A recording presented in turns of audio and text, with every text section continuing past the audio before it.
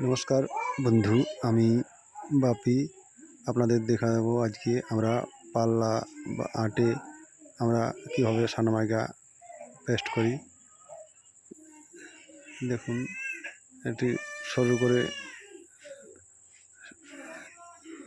আট বরাবর সানমাইকাটা কাটার পর আমরা